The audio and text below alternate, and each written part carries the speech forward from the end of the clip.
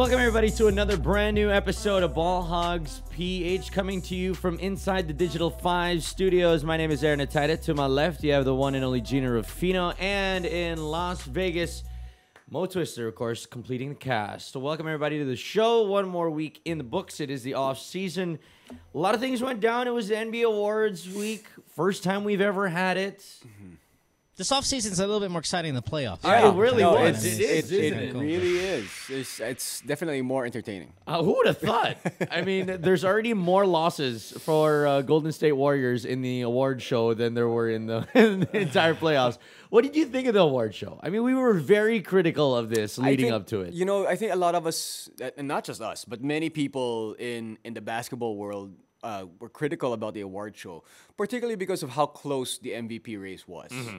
So it was almost like, and especially because the Rockets were facing OKC in the first round, we wanted that added drama into the playoffs to see, okay, who really is the MVP between Harden and Russell Westbrook. Nobody would have predicted how close this MVP race was, which is why I kind of understand. I kind of understand why they wanted, they wanted to toy with the award show after the finals or after the draft even.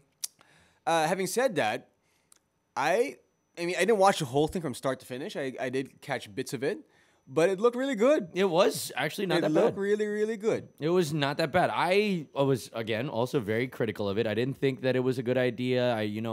We don't like change, so to say. We're creatures of habit, and when you put something brand new like this at the end, or pretty much so nowhere in the usual schedule, it felt kind of weird, but it was nice to see that everybody was more relaxed. The draft was done. Everybody had their teams, and it was a great way that everybody came back together all nice and friendly after the BET Awards and all that. And Drake did a pretty good job. I will give him that. He did a pretty good job hosting this one. Mo, what did you think? Yeah, I think it was fine. I mean, it was good it was very successful for a first time. Yes. And that was kind of what you like to see with an event like that. I would like to see the timing of the event change, though, again, to right after the regular season, because when you see the race, which we thought was going to be very close, it didn't end up being very close. So Russell Westbrook had 69 first-place votes, while James Harden only had 23, so that was a landslide. I would like to see the drama of the regular season and all the storylines and stuff then be addressed immediately instead of the bad taste in the mouth that we have with James Harden's awful performance in the playoffs or Westbrook getting dispatched in the playoffs. Like, that stuff kind of lessened how exciting this MVP award was. If it happens at the end of the regular season, right before the playoffs, then I would really enjoy the show being there, because then you get LeBron attending. Yeah. Then you get Kevin Durant attending. Steph. Those guys weren't there. Yeah. And then that's a shame. I think it's no joke to put up an award show, right? So I mean, the timing, they needed the preparation and the couple months, 2 months after the regular season to prepare for this. But I agree with you. If they somehow found a way to put this award show or have like maybe a week and a half break after the regular season into the postseason, and then somewhere there you sneak in the award show, then that's the perfect place for it to be. Absolutely. And it gives teams who may have injuries a time to prep for the playoffs, because you want the teams to be full strength anyway. So, you give them a couple more days off, just in case they complain about the travel to New York or whatever for the event,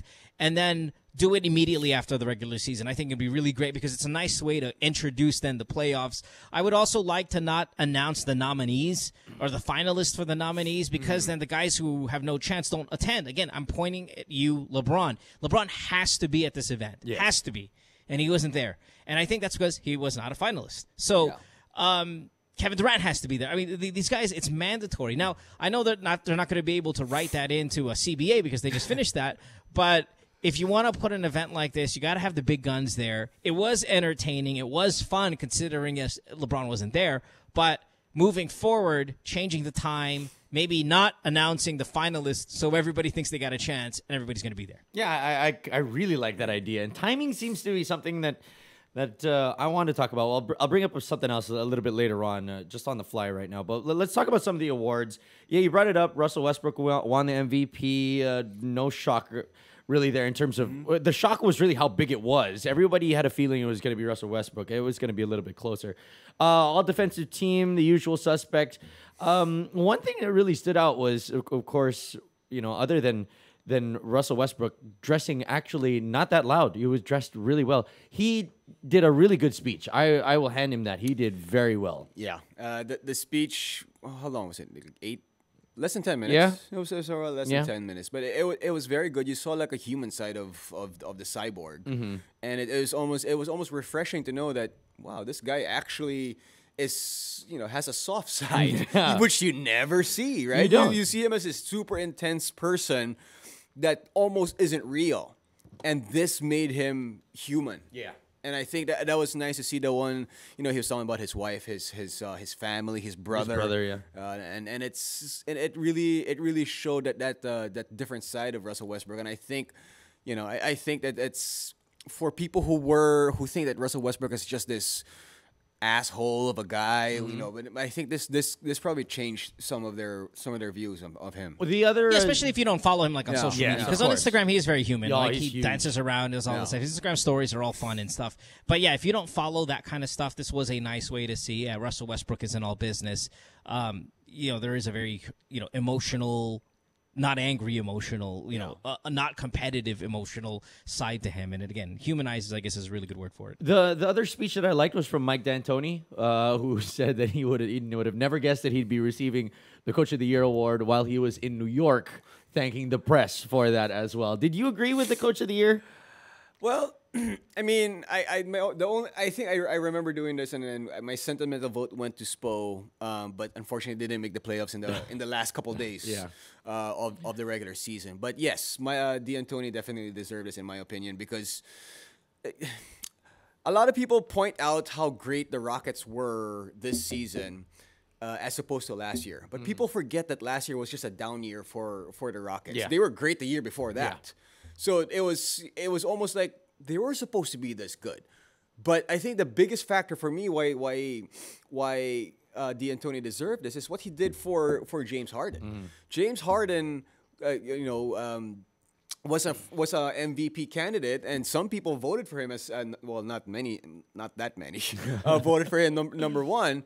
But I think a lot of that has to do with D'Antoni, and I think the turnaround of the Rockets and the resurgence of James Harden after down years for both team and player definitely had a lot to do with D'Antoni. Mo? I disagree, and I've always disagreed with D'Antoni winning the Coach of the Year. I think he did a fine job, but I think the more credit for the GM and surrounding James Harden with the talent that they did, that gets a little bit more credit than Mike. I think Coach Popovich should have won it. That's what I've been going with all year long, and I still go with it till now. If we're talking about records, they had a better record. They kept it close with the Warriors, except until they lost, a couple games there at the end. That kind of made it a little bit more distant, but they were right up there the entire time. They had 7 new players on that team this season compared to the other season, and yet they were still able to dominate and be the second best team in the NBA throughout all of that. I think that just screams Popovich for me, but we get used to it. And again, kind of like we get used to LeBron being dominant or whatever. We get used to the Spurs being this good, and they sometimes don't get recognized for it. I thought Popovich should have been Coach of the Year, hands down. Right now, we're gonna give some respect to the only man that called it. He called it early on. We're gonna give you some love. My Malcolm Brogdon. Yeah, you're gonna get some love right now. Malcolm Brogdon won the Rookie of the Year early on. I told you, I'm a Nostradamus, man. I pick all of it. Remember we were talking about last year? You get one, and all of a sudden you're a genius.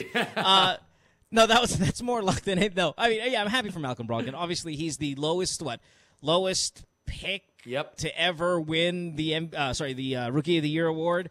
So that's good for him. But that's more a chance win or circumstance win. We all know that Joel Embiid should have won it if he was healthy. Obviously, that's not how it played out. So Brogdon was almost kind of like, okay, so who do we give it to after that? I said Brogdon was going to win even before Embiid went down. And the entire time we were doing this show, I was like, boy, I'm going to look like a freaking idiot because I said Malcolm Brogdon. And, while Embiid was doing everything that he was doing. Not luckily for me, because of course you don't want to see a guy go down, but I guess luckily for me, for this moment, I'm going to bask in this moment and say that I knew it all along. They should have just never given this award. They should have. They should have just waited another year. It was funny because ESPN brought it out that Joel Embiid had 786 minutes, and in that entire time, he also had 2,393 tweets. Like, if he would have only played half of his tweets in minutes, he would have won the Rookie of the Year. Anything else? Put it this way. Like, who's the better player, Malcolm Brogdon or MCW? Wow. Well, I mean, because we can pick a bunch of failed Rookie of the Years, and it just logically they don't kind of intertwine because there are a lot of other great ones. So like, your Carl Anthony Towns, for example, is already bona fide superstar and stuff like that. But just between these two guys, who's gonna have a better career?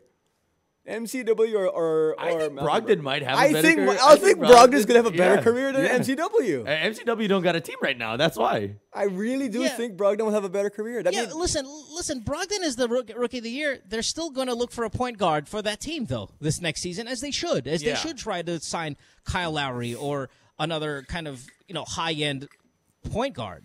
Yeah. He's Rookie of the Year. Doesn't mean he's going to have a good career. But, again, with the aforementioned MCW, it just doesn't guarantee anything. Yeah, but the thing is with Brogdon, aside from what he does on the basketball court, you just love what he does off the court as well. Remember, this guy, first of all, he went to college for the entire duration of his... He did the whole thing. Which nobody does anymore. And then when the Bucks were saying that, okay, we're going to do this for you to campaign for you to be the Rookie of the Year, he said, nope. Give the money instead to charity. Yeah. And he didn't do that as that's his press release. He did it out of the kindness of his heart. So props to him for being a good human being as well. Yeah, it also shows though that seasoning a guy in college does really help, especially with the point guard position. We've said it all year long. It takes time, especially with point guards. Well, the time that these other kids who are getting drafted early, they get they learn, the trial by fire, or, maybe they get their confidence shook a little bit because they get thrown into the NBA environment, not ready or immature or too young, and they struggle. Malcolm Brogdon was able to go, 5 years in school, if I'm not mistaken? Yep. Mm-hmm. And as you can see, he's a polished, mature, fundamental NBA point guard in his first year. And so a testament to that. And also the life experience that he's gained, and being a little bit more mature definitely helps in the NBA. I mean, imagine if D'Angelo Russell went 4 or 5 years in college. I don't think he would have lasted 4 or 5 years in college. No, he won't. All right. I just had this topic in mind right now. It was just something that you guys were talking about. I just wanted to throw it out there. I was having this conversation actually with one of my friends, and we were talking about, and since you guys were talking about the timing of the award show, I wanted to talk about the timing of the offseason of the NBA. Do you think that the free agency, which is going to start on July 1, should come before the NBA draft? A lot of people have said this. A lot of people have said that they'd like to try their hand on free agency first and then draft accordingly after that. Yes. Specifically because when you draft somebody, usually they're rookies and they're not really ready. So you're going to build your team through free agency, and if you miss on Paul George, if you miss on a Gordon Hayward or a Chris Paul, Blake Griffin, then you go out and get guys, you draft guys accordingly. Yes. So it does make a lot of sense to draft after free agency, but it's kind of difficult. I mean, the timing of the free agents of the NBA draft has always been very near the completion of the NBA finals. Exactly. So that's why I was wondering, because I mean, we've seen so many failed draft picks because of situations that they're in. For instance, we look at this last draft and we see Jason Tatum and what he could be in the Celtics. But then if they sign someone like a Paul George and or Gordon Hayward, there is no way he's going to get any playing time, and that's such a waste of a great talent. Mo, what are your thoughts on this? Well, because free agency sometimes takes a long time, so you can't just sit there and wait for everybody to make a decision and then do the draft. I'm fine with the system that we have now, and it makes the draft a little bit more exciting. You're right, there are a lot of hit and misses when it comes to, there are a lot more misses than hits when it comes to drafting these guys, but it adds a little bit of drama to the night, and I'm fine with it, because, you want to go a certain route with your team, you draft, and then you change your mind, you do a 180, you like with the Celtics, there talks of they're going to land two high-end players in Hayward and George. And then all of a sudden, yeah, there's a problem with Tatum. There's a problem with Tatum. Fine, but we don't know if that's going to materialize anyway. And, hey, sitting on the bench, learning from these superstars, maybe you only get George for 1 year. So in that time, Tatum can learn. It's still a learning experience. You still have him locked up. I don't have a problem with the situation as it is today. I'm okay. And, in fact, I prefer it. I prefer the draft and then free agency. I'm fine with the draft coming before free agency, but I totally understand why people would think that it would make more sense. Yeah, because, if, for instance, you miss out. Like how the Suns, last 2 years ago, were trying to get LaMarcus Aldridge. They didn't draft accordingly because they thought they were going to get LMA, but thank God they didn't. It would have been a really different draft for them if they were able to, weather the storm and say, okay, LMA was going to go to San Antonio. It just, for the rest of the other teams, maybe that don't have the free agency pull that the other teams have, this is a great way for them to maybe do better in the draft. I don't know, and not have Bender. I don't know. I'm fine with the way it is. Speaking of LMA, real quick, and I know this is off topic. I just reminded myself when you said LMA, we're talking Marcus Aldridge. So I'm not sure. This goes back to the awards and how the press votes for some of these very important awards like MVP, Rookie of the Year, Most Improved, Defensive Player, Sixth Man, Coach of the Year, all that, the NBA teams. LaMarcus Aldridge got a third-place Defensive Player of the Year vote from a guy named Marcelo Nogueira. Same guy who put Isaiah Thomas on second-team All-Defense. He put Steph Curry second-team All-Defense. Wow. Probably one of the worst defenders in the NBA. He had LaMarcus third-team All-NBA. Third-team All-NBA, this guy. So if there's something we want to change, let's change some of the guys who are able to vote for these players. Because you put it in the hands of the press. I don't know if they're either A, crazy, or trying to get their name mentioned on a show like ours or every other show. But this guy, Marcelo Nogueira, LaMarcus Aldridge, third place Defensive Player of the Year, behind Kawhi and Gobert, then Aldridge. Had him third team All-NBA. So he had LaMarcus in the top 15 in the NBA. And then he had Steph Curry and Isaiah Thomas, second team All-Defense. This season. Wait, sorry. Where does he? What publication is he affiliated with? Olay, whatever the hell. Olay Okay, here's a problem. Here's the problem with some of the people who were getting, I guess, votes who were getting the ability to vote. Yeah, the ability to vote. They were handing them out like candy and Halloween. Really? Yeah, they were. Okay, nothing against TJ. I love TJ Manoto. But TJ had a vote. He had a vote. He had the chance to vote for MVP, for everything. No way. TJ did. I think from the Philippines, and he almost missed it because it went to his trash folder.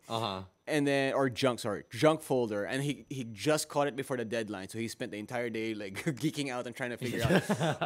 But they were handing them out more so this season than they have been in the past. So I'm not saying TJ doesn't deserve one. I think of anybody in the Philippines, he probably deserves the one vote. Is the vote from the Philippines. So but having international media people vote for this, there's going to be some crazy votes coming from who voted Zaza Pachulia for something. You know what I mean? So they kind of went a little bit overboard with who votes, and I think they have to be a little bit more strict on who gets a vote. All right, well, speaking of making moves and maybe taking some people out, let's talk about free agency. Let's head on into it right now. And some moves are expected and looks like they might actually be going down. Let's talk about the Boston Celtics, where they are rumored to be making some very complicated sequences to try and get Paul George and Gordon Hayward both to their teams. What are your thoughts on this? Well, I mean, they're a team with so many assets. Okay, let's read what it says here. It says here that if Boston can't secure a deal with Hayward, they could instead sign Blake Griffin and then trade for Paul George. So they need to sign and then trade for one.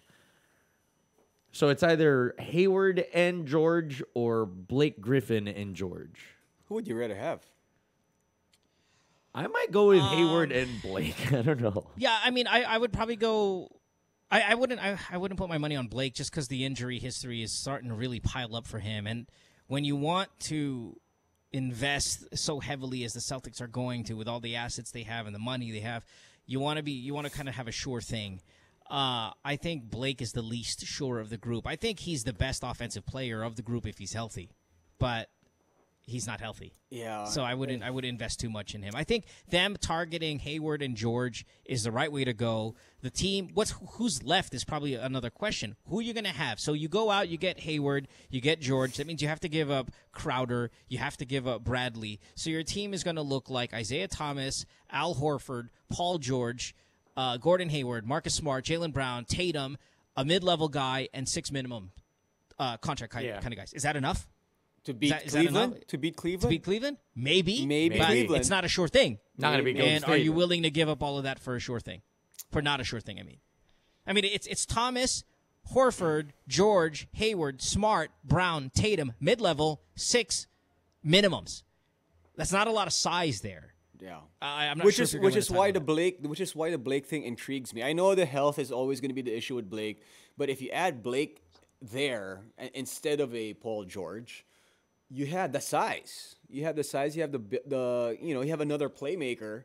But doesn't play like a big guy. He's Yeah. a lot more of a passer and mid-range jumper type of big man. And if I was going to have one, I would go with Paul George. Yeah, one of those guys. A healthy. No, I'm not big on Paul George either anymore. I think Paul George is like Dwayne Wade. A lot of name recognition, not a lot there left anymore. He's a lot younger, but I just don't like his game as I used to. I think Paul George he's just unmotivated playing in Indiana. I think you give him a fresh start somewhere. I think he's going to go back to his superstar ways. Okay, do you think that Boston would be able to pull this off? With how Danny Ainge is, I mean, we know how sneaky this dude really is. Just like he was as a player. Exactly. Well, there's the risk though of losing George to the Lakers. That's the worst possible thing that can happen. Obviously, you go out, you get Paul George, and then he plays with you for a year, and then he absolutely goes to the worst possible destination if you're a Boston Celtic, which is the Lakers. So you have to be 100% sure, I think, to go out and get Paul George with a commitment that he's going to stay. Extend and trade. Sure. That's what you're hoping for. Yeah, Sure. Which I don't think is going to happen. Yeah, it's not going to happen. Because, I mean, if he's going to be looking at it and see that I have to play with Isaiah Thomas for the remainder pretty much of my big-ass contract, my last one for my career, I don't know. Yeah, no, that's not going to happen. So this does not seem likely. Paul George is 27 years old, right? So he's certainly not an old man. But there are windows here to win a title. And if you go to the Lakers, how big is that window? How small is that window? Is there a window? With the Celtics, there's a lot more promise there. You're in the Eastern Conference. You're on a team that was, the number one seeded team last season, and going into this season, you joined that squad. You feel a lot better about where you are in your prime with a team that you know that can win in this year or in the next few. The Lakers, not so sure. Not so sure. His move to the Lakers was never really about winning a title. It's about getting a big bump. Yeah, in but your why contract. wouldn't it be when you're 27? Like you're all right. You're clearly upset that you're not going to get your supermax. Okay, fine. Now what's the next most important thing? Playing at home or winning titles when you're 27 years old? He's not going to win a title in the next 3 years with the Warriors still there. He might make the NBA Finals maybe once. No, if he goes to LA, there's no way he's making the NBA Finals. That's what I'm saying. So he knows he's not going to win a title. No, but we're making that mistake again by assuming that the Warriors are going to win a championship every single year. Now that's a foolish mistake to make because we don't know what can happen at any given point in the season. Fair. Now, right. So let's say the Warriors are not the Warriors for whatever injury, they lose guys, I don't know, whatever. The next team behind them isn't the goddamn Lakers. Yeah. So the Celtics, if with Paul George, have a much better shot at winning a title than the Lakers. Sans a Golden State Warriors dominant team. Here's what I think. I think Magic Johnson has asked Paul George, who else do you want? Who else do you want here? And we're going to try and make it happen. And no, that's never been reported. Okay, but that's putting the keys into the hands of Paul George, saying, you're the alpha guy, you're the star player, lead us to a title. Paul George cannot lead a team to a title. That is a great question right there. Can Paul George be the cornerstone of a team? No. And win a championship? He's not that good. It depends on who the other players are. It really does. I brought this up a while ago before we went on air. Chauncey Billups was the best player in 2004 when the Detroit Pistons won a title. He was the Finals MVP. He wasn't even an all-star. He wasn't a coveted superstar. No, but that's what I'm saying. Let me build around Chauncey. That's what I'm saying, though. I mean, that team played perfectly together with Rasheed Wallace, Rip Hamilton, Tayshaun Prince, Darko Milicic. Yes, that's not the makeup of the Lakers. Big Ben Wallace. But no, that's why. So if you have a Paul George, and then you have a bunch of other, maybe not mega stars, but some NBA stars in there, like I don't know, like a decent big, decent like a Brook Lopez. I have to interrupt you. I have to interrupt you because you're talking about a different time of NBA basketball. Yes. These stars are all on one goddamn team now these days. Oh, the Warriors that might not win in the next 3 years because of injury, because of no. Are the Warriors the only super team out there? Aren't the Cleveland according Cavaliers to LeBron not James? destined? According to LeBron James, they're the only super team. Right, and they're trying to make deals now to land, of course, Paul George or Carmelo or whatnot. So no, the teams these days, you can even look at an up and coming team like the Minnesota Timberwolves and go, boy, that team's a lot more talented than whatever Piston team was, some years back. I just don't think, back to the question, Paul George being the number one guy on a team will not win you a title, in my opinion. Just can't. I don't care who you put there. In the current landscape of the NBA, if Paul George is your best player, you're not going to win a championship. That is. Now, you put him on the Celtics, he might not be the best player on that team. He might be second. In fact, he's probably not the best player on that team. And I think your chance is better now of winning he's not better than Isaiah Thomas? I don't think he's better than Isaiah Thomas. I don't think he's better than Isaiah Thomas. Isaiah Thomas finished, top 5 in MVP? Paul George didn't make an All-NBA team. It doesn't matter. He's still. It's almost. He is still. If he goes to the Celtics, he will be the best player on that team. He just has great players. He has some quality players around him. In Al Horford, Isaiah Thomas, maybe Gordon Hayward. I mean, okay. He will be the best all-around player on that team. This is my thing. Paul George had a better team when he went up against LeBron with that Lance Stephenson lineup, that Roy Hibbert. He didn't even get past that Cleveland team. And that Cleveland team was nowhere near as good as this. And that was an awesome Paul George. Miami. We're talking about a fantastic Miami Paul team, George. Miami, rather. And that was a fantastic Paul George with an even better team against a Cleveland team, a Miami team that wasn't as good as this Cleveland team. What? No. With a prime Dwayne Wade and Chris Bosh? Kyrie was phenomenal. Oh. And Kevin Love. Come on, dude. This is... That's another debate altogether. Who's better, the Miami Heat or the Cleveland Cavaliers of those days, right? But he has some hardware to show for it. But Paul George didn't get past that team. And he didn't get past this Cleveland team either. He didn't get past that Miami team, but he did push that team, and he was pretty much doing it almost by himself. He had a little bit of help from West. He had a little bit of help from the other guys. I don't know where Hibbert went after that. Okay, let's talk about today, though, and not then. Today, Paul George, and back to the thesis statement, Paul George, as the number one player in your team, will not win you a title, yes or no? You get a motivated Paul George, a Paul George who wants to be where basically...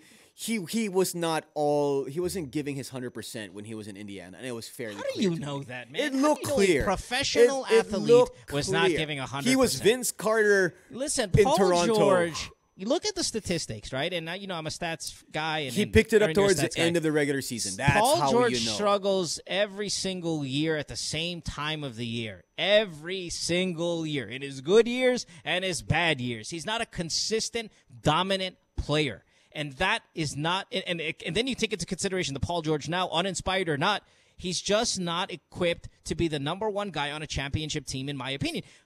James Harden isn't even good enough to be the damn champion and one of the best players in the league. What more of Paul George? So, I mean, yes, if you put certain guys with him, are they going to they're going to have a better chance? Absolutely. There's still a chance, yes. But it's not a direct path. It's not an easy path. It's not a clean path. It'll take a lot of luck for them to win a title if Paul George is your number one guy. Okay, fair enough. That's my opinion. No, that's fair enough. Right. Yeah, I mean, you take a comparable like Jimmy Butler, right? Jimmy Butler now on the Wolves, and we're like, oh my God, wow. We can all say that Jimmy Butler is a top 15 player in the NBA. Guess what? He's not even the best player on his team right now. That's Karl Anthony Towns. Mm-hmm. Now that's a scary team when you can add a top 15 and he's not the best player there. And and the one thing that we talked about last week was how is he going to react to not being the best player? He's already said it himself. It means nothing. He loves that he's not the best player on that team. See, that's the situation Paul George should find himself in, wherein, okay, you know what? I could be considered a top 20 NBA player. Now I get moved to a team, and guess what? There's a guy there that's even better than me. Now we're rocking. Now we're good. Now, the Timberwolves are not going to win the title, clearly. But that's a situation where you want to be in if you want to build for a title. And I think Paul George has to kind of keep that in mind. If Paul George goes to Washington, that's another destination, right? John Wall's the best player on that team. Mm-hmm. Bradley Beal might even be better than Paul George. That's an ideal situation for that skill set. Interesting. In my opinion, obviously. I mean, I could be an idiot. It's the same way you put Paul George in Washington, and he's the third best player or second best player. You're really good shape. Something from Bleacher Report from Joseph Zuckers. Speaking of Paul George, since we've spent about 5 hours talking about Paul George reportedly talked to Klay Thompson about playing together in the future in L.A. See, but then he would. I mean, Klay Thompson and Steph Curry are a great example. They were 1 and 2 on their team last year, and then KD comes in, and they knew that they were not the best player on that team anymore, and they were cool with it. Paul George needs to probably get it in the back of his head that if he's going to go to Cleveland, then obviously he's not the best player on that team. If he wants to be the best player on that team, then he has to go to the Lakers. Dude, Paul George goes to the Warriors. He's the 5th best player on that team. Yeah. But playing together, in LA with Klay, in the Lakers. With the Lakers. So yeah, I don't know. Klay's got a fantastic contract. I don't think the Warriors are going to let go of that. But yeah, so this is all wishful thinking. And in fact, one last thing about Paul George, I don't like this. I don't like his attitude. Though I thought he was a fine player. I don't like the whole. I still got 1 season left. I just want to inform you, I'm not coming back after this. That's a dick move to the franchise. It's a dick move to the franchise that has given you a lot. The fan base that has been very loyal to you. The fan base in Indianapolis is excellent. I just think it's a super dick move. There's actually some people from Indiana that actually like the fact that he said that as early as now, so that they can plan for the future. Oh, okay. Yeah, I mean, it's not a total. He could have said that closed door though. He could have said that like a big boy and told his management that's the case. Which is what he did. He didn't have a press conference and announce it to everybody. It's just that it leaked out. Of course, I would have denied it if it leaked out, and there's none of that. So it wasn't a dick move for him to. Because it is a dick move because he told the franchise, "Hey, I'm not coming back," but it just so happened that it was reported. Oh, come on! So he told the franchise, "I'm not coming back, and I'm going to sign with the Lakers." That's all the talk that we hear. And then when that comes out, he didn't even correct it by saying what a true leader would have done. A guy that is truly the superstar, which goes back to the fact that he has checked out of Indiana. That's hog. Well, then there you go. Now you're proving my point. He's checked out on a fan base that doesn't deserve it. Yeah, he's checked out, but it's not like he went to the press and said, "Oh, I'm taking my talents to Los Angeles." He didn't do that. He didn't pull a LeBron James. He just said he just told LeBron James because LeBron James was a big dick move. This is another dick move. He just told. By the way, LeBron James was a free agent. He had all the right to do that if he wanted to, though it was a dick move. Paul George is not. Not yet. No, but that's why he told management that, hey, don't keep me in. Then he should have denied it if it was a leak and go, of course not. I'm dedicated to my team. The guys that come. But he would be lying. He would be lying. It's still they deserve lies. Lie to me. Lie to me. They deserve lies. Are you telling me you're not plastic to certain people? You're probably plastic to me. Speaking of reports, this one just came in right now, actually. The Rockets are now becoming a more serious threat to signing Chris Paul as their future point guard.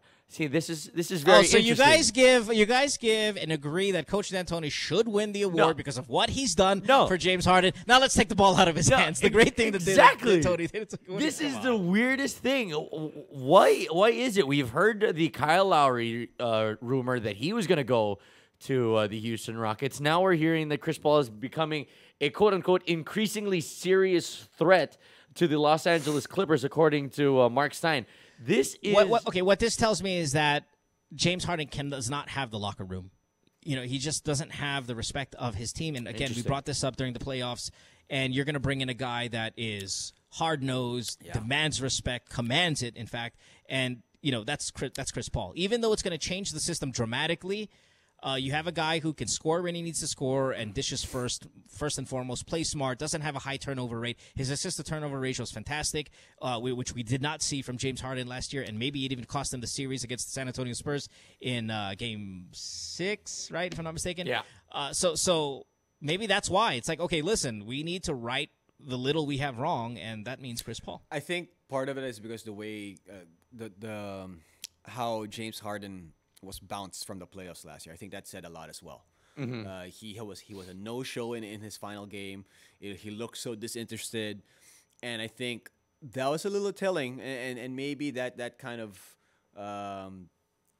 made management look for somebody else as well to pair up with James Harden. Mm-hmm. But in my opinion, if Chris Paul is not gonna take all that money to stay with the Clippers in a deal that he helped close as the NBA Players Association, if he's not gonna take that, which is I think is gonna be kind of ridiculous that he doesn't take all that money, he goes to San Antonio.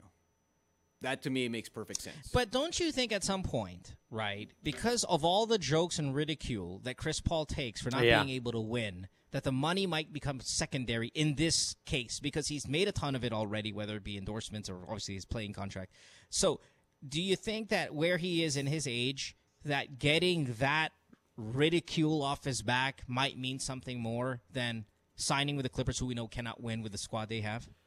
I think that, it's kind of like how we were talking about Brook Lopez last year. I mean, money is still money. I mean, if you're going to get one last big contract, you're going to take it. He's 32. But Brook Lopez will never be in the conversation of a Hall of Fame, center, as Chris Paul is as a point guard, maybe even a lock, right? But at the same time, he's still at that Carmelo conversation, which is guys cannot win. Mm-hmm. And I think when you have that competitive nature about you, which we know Chris Paul has, it means something. Now, he's not Brook Lopez in age. He's much older. So there is some ring chasing that needs to go on. Who are the teams that he's linked with? The Spurs, the Rockets. These are teams that are already at a high level. And he's hoping maybe, I need to level up from the guys that I have right now. Which one do you think he has the best chance of winning with? Oh, San Antonio. Spurs. Easy Spurs. Yeah. Even if he doesn't fit the mold of the personality, he's very outspoken in terms of what he wants on the floor. He's screaming at some of the players.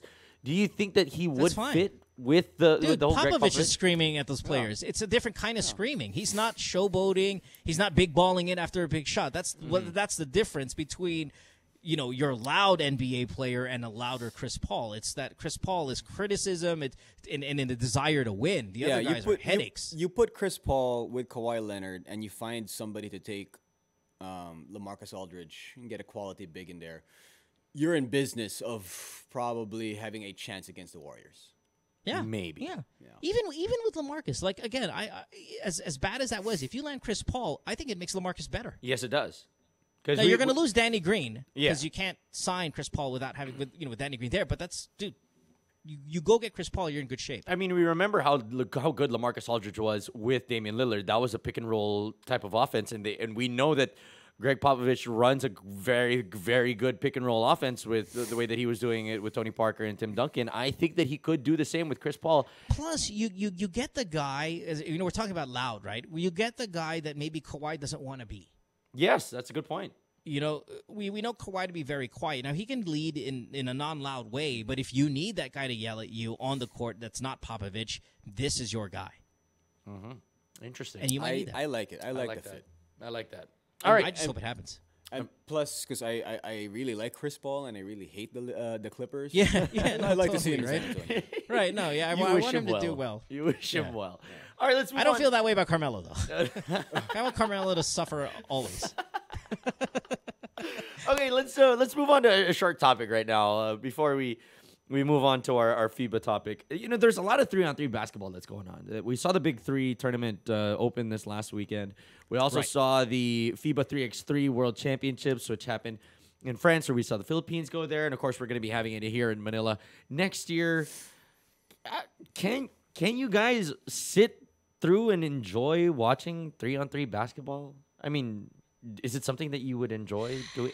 Or do you enjoy? Or how could you enjoy? It depends on the setting, right? It depends if it's done in a way like there was a Titan like if backyard it was basketball. beach 3-on-3 basketball. Well, okay, that's where I was going at. If it's, I was gonna say beach volleyball style, like it's in an open area and it's it's kind of like a chain nets. You want to no, but there's like food trucks around it. There's it's in a park. It's not a big. It's not in a stadium. It's not in a coliseum or anything like that. So if it's in the right atmosphere and it's like the barbecue Sunday type thing, and you just hang out there, you're enjoying a beer, your burger, or whatever, and you're just chilling.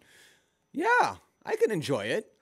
But if you go there expecting to see, I don't know, like intense basketball action like we're used to seeing on a 5-on-5 game, you're not going to this. That's not the same. It's not the same thing. It's almost like if you watch beach volleyball as compared to volleyball in a stadium, it's also very different, right? So it's more of a picnic atmosphere. It really depends on how it's done.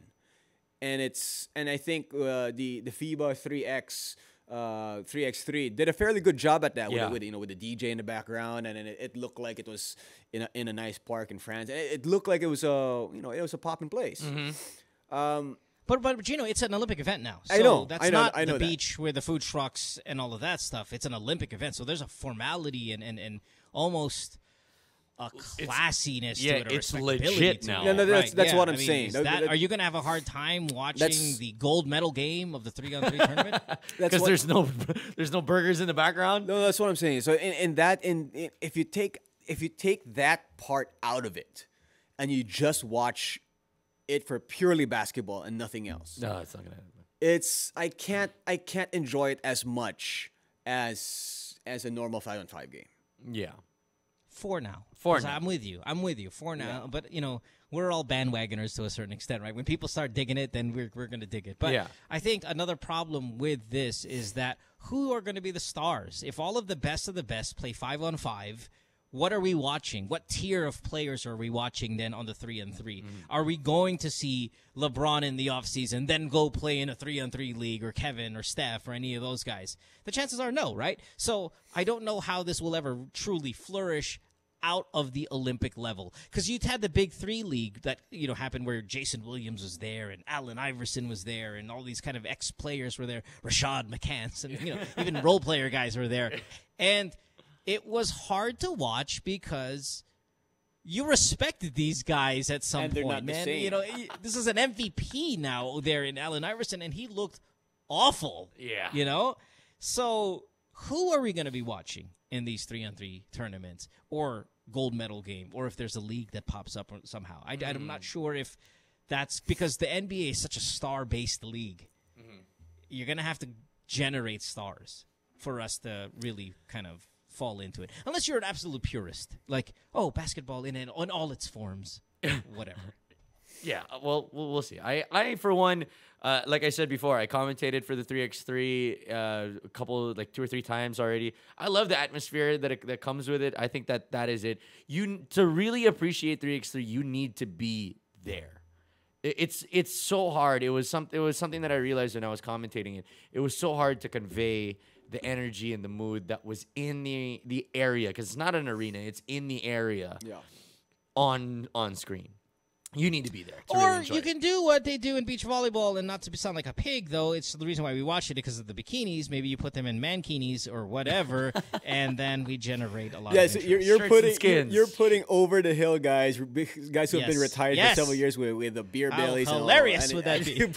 Jay Arkinyan with a freaking mankini. Right? And in the the Australian women's team that they used to wear the skin tight, like the swim. Do they still do that? Yeah, I think they do. They still do that? Yeah. Oh, that's fantastic. I don't know.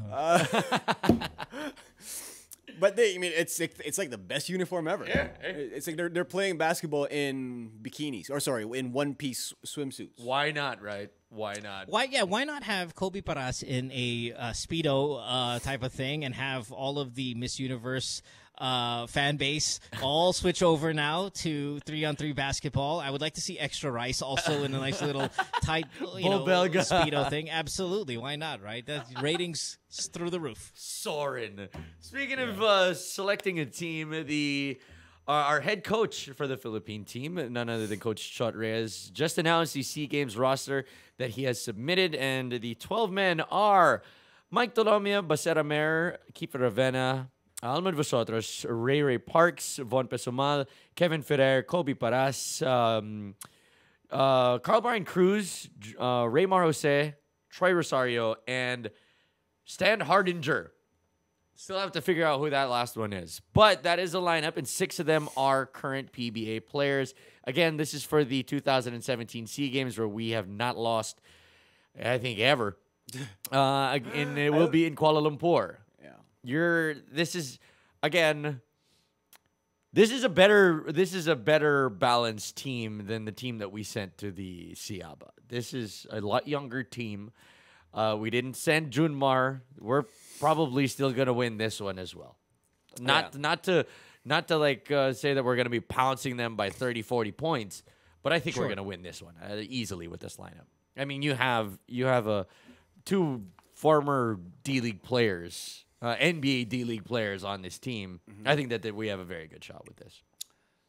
Yeah. I mean, I don't think we've ever lost this SEA. No, I don't think so. The SEA Games, no. Sorry, the SEA Games. I don't think we've ever lost a SEA Games. But remember, weren't there teams that participated in the SEBA? Sorry, yes. not the SEA, but in the SEBA. SEBA. That didn't send their A team because they're saving them for the SEA Games. Yes, they're saving them for the Asian Games and the SEA Games. Yeah, so are they going to be a problem? I mean, we don't have the size. Guns. We don't. It's a very small team. I mean, you would have Stan Hardinger and Rosario as your centers, Raymar Jose, Carbar, and Cruz as your power forwards, and then your wings would be Ferrer, Paras, Parks, and Ravena, and then your point guards would be Tolomia, Amer, Vosotros. Yeah, it's a smaller team, but we're going up against smaller lineups based on what we saw at the SEBA Championship. So I think that we should make quick work of it, but it's not going to be blowout city the way that we saw it here. Plus, it's a younger team, right? Very much younger. Kiefer Ravena is going to go for his 4th gold medal here in the SEA Games, which we, a really good kind of decoration for him. But he's your veteran, in terms of SEA Games experience. I think Parks, Ferrer have also had SEA Game experience. So a lot of young guys, but talented nevertheless. Looks good on paper, should be fine. Speaking of SEA Games, real quick, I know that this is off topic again. I'm sorry, it's my second one off topic, but you know that the Philippines are also supposed to be in the play for a gold medal in ice hockey in the SEA Games. Talked about this on the radio earlier today, right? Wow. That we're going to be one of the favorites to win an ice hockey gold medal. So Jamaica. Yeah, that's going to be rhythm. Yeah, if Jamaica has a bobsled bunch of Alabang kids who were ice skating, in the old SM Mega Mall when it first came out, and then of course a bunch of Phil Canadians with French last names that we're gonna be sending. That is to awesome. This, but yeah, likely going to win the gold in ice hockey. If you I remember in my old show, I did interview a hockey team from the Philippines, and they had like a 15-year-old girl playing with them. Yo, is there a female in the lineup? That would be. I'm awesome. not sure. I don't have the lineup in front of me. I guess I can get it in a sec here. But again, it's a bunch. There are some local guys, and of course there are going to be a bunch of half breeds because obviously Filipinos. Well, that's what they call. Filipinos are everywhere in the world, and they breed. So they breed with other cultures, and they fart out a bunch of really good athletes and very good-looking ones too. By the way, no, absolutely. So no, totally. So good luck to all of the Philippine teams in all sports, but ice hockey. Keep an eye on that. How old are Rodman's half brothers? I don't know. Oh man, I have no idea. Have we found them? No, I don't. I think they're. I don't know. They're on the ice hockey team. No, I was just wondering. No, I don't know. You thought you talked about breeding and Hey man, but you know what? I've been to the SEA Games. If you guys have an opportunity to watch the SEA Games, it's a lot of fun. I watched I watched the SEA Games here. Yeah, I was at the one in Singapore. That was it's a lot of fun when you're winning. I mean, no. we win a lot, right? We finished I think in 5th place, and that was really tough. But yeah, if that wasn't it one of the worst finishes that we had? Yeah, but it was really fun being there. Like talking to all the other media. That was really fun watching all the games. You're bad luck? Probably. That's why I'm not going this year. That will wrap up the first portion of Ball Hogs PH. We're gonna cut to a break. When we return, we'll wrap this show up. Keep it here.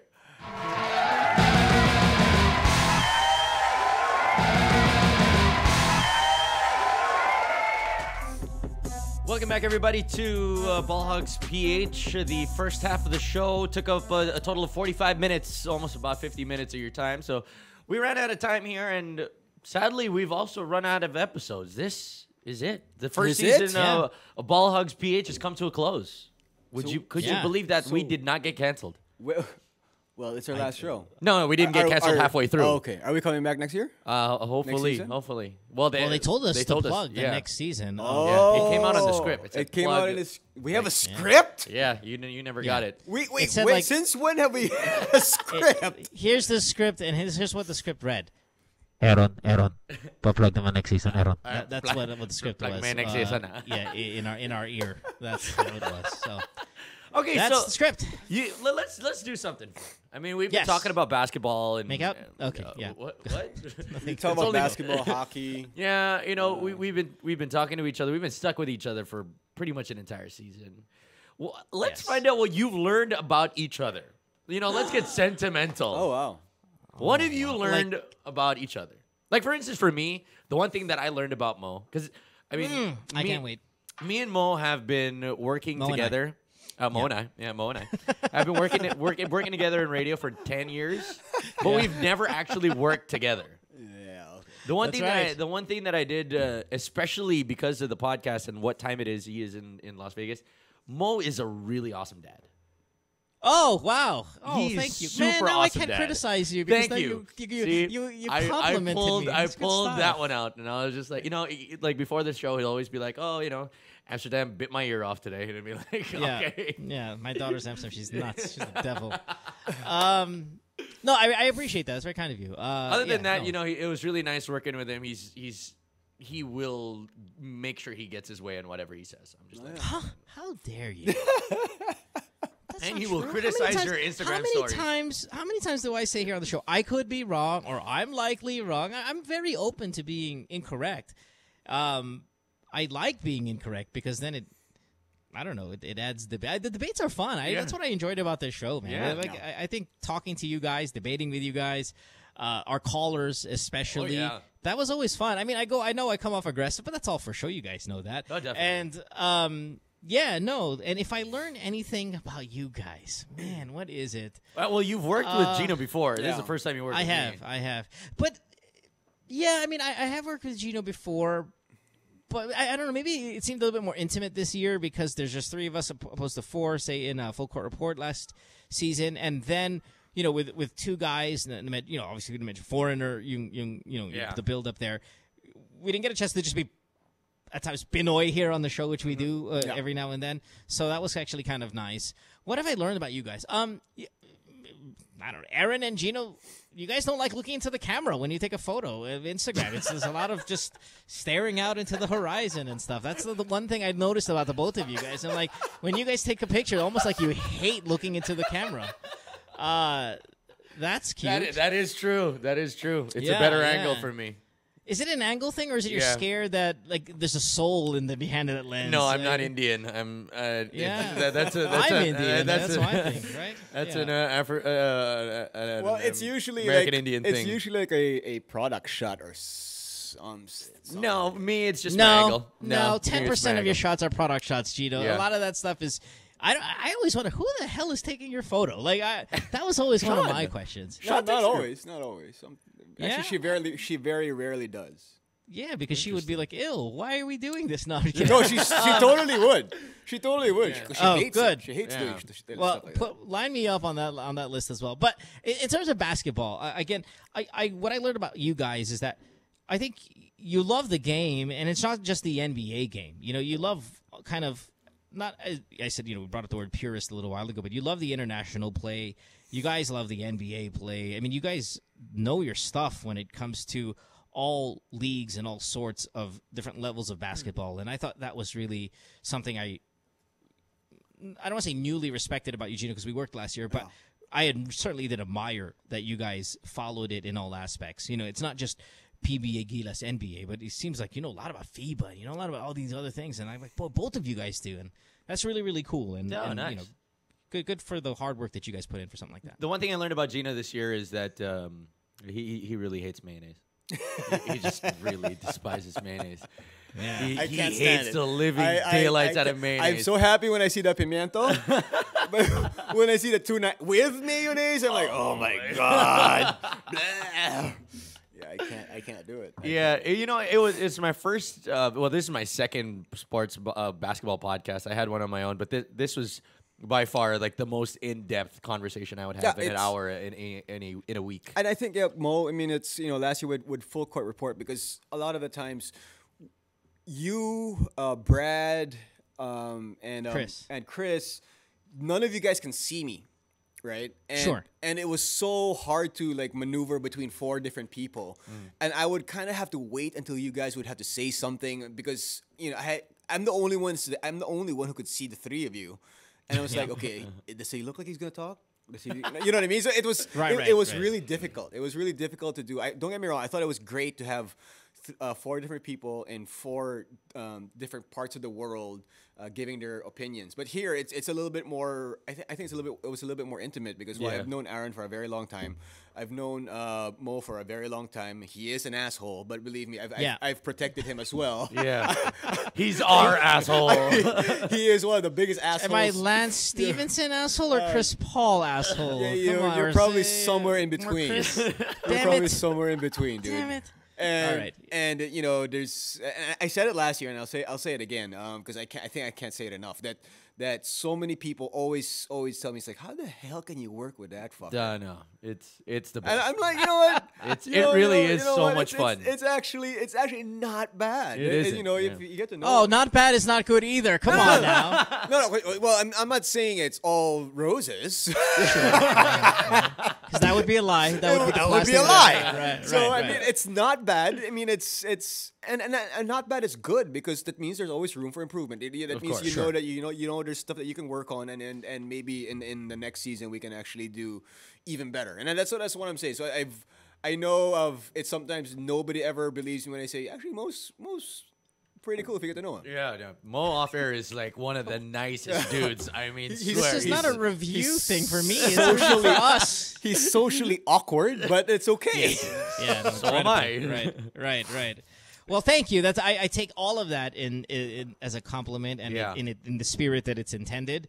What else? I guess we just want to thank our staff. Yeah, who thank you to has the done staff. such a great job with being patient with us. yeah. And we learned that Jinno loves nicknames. He loves nicknames of people. With JC, that's right. What are you talking about? I cannot stop giving you shit for this online. How you have. It's almost insulting to you to call a person by the name that their parents gave them. But I'll tell you this: I never knew that Westbrook was called Brody until you kept on going Brody. And I remember on the show, like, is it gonna be Beard or Brody? And I'm like, who the fuck is Brody? I'm looking at him. I'm googling Brody NBA, and I'm like, I'm not getting my answer. But I think I'm doing it for the context that he says Beard, which I know then is James Harden, or Brody, and I'm like, who the fuck is that guy? And then you're like, if I'm talking about Kyrie Irving, I'm like, Kyrie Irving's the new, that Uncle Drew. And I'm like, who the fuck is Uncle Drew? And I'm like, Uncle Drew. I don't know these nicknames. I'm not Okay. hip to them. I choose not to be hip to them. But you're the complete opposite. Yeah. You hate proper nouns. I have no idea why I'm a big nickname type of person. Yeah. It's just the way it is. I don't know why. We were at the All-Star game this season, right? Who went to the All-Star game? Was it you or was it Aaron? One of you guys went? He was the one in the All-Star game this year. Okay, so I'm hearing the Big Easy, and I'm like, Big Easy? What the hell is Big Easy? I don't know these things, man. And that's part ignorance, obviously, on my part. But at the same time, you are in love with nicknames, man. Partly because my name is a nickname. Nobody calls me by my real name. Oh god. What's your real name? Because I'm a nickname too. What's your real name? Yeah, because my real name is Jose Antonio. It's my real first name. Let's just call you Jose Antonio then. Nobody ever calls me that, and I've just Jinno is just Stuck. It's stuck since I was since as far as I can remember. And maybe that's part of it. I don't know. You know what? But above all, we would like to thank all the viewers, all the callers, every single person that listened to our podcast. How stupid, how smart you might have thought we were. Thank you to each and every one of you guys for dropping by the show. It was so much fun, having all the debates and whatnots, and Mo just having the time of his life, tearing down some people, as well as me only winning one debate. Our celebrity callers. Oh yes, from Eric Mink, Jeff Carriazo, Ravilson we had a Fernandez, freaking senator. Sunny Angara, Yael. Yeah. It was fun. A lot. Coach Chot. Coach Chot would join us when Coach Jong. Yeah, there was a lot of people that we would like to thank, and of course. All right. And speaking of Coach Chot, really, and his affiliation with this network, D5. Thank you for putting our show on for this year. It's gone by so fast. Yeah, dude. And we fingers crossed that we have a second season. They said to plug it, so I hope that's a good thing.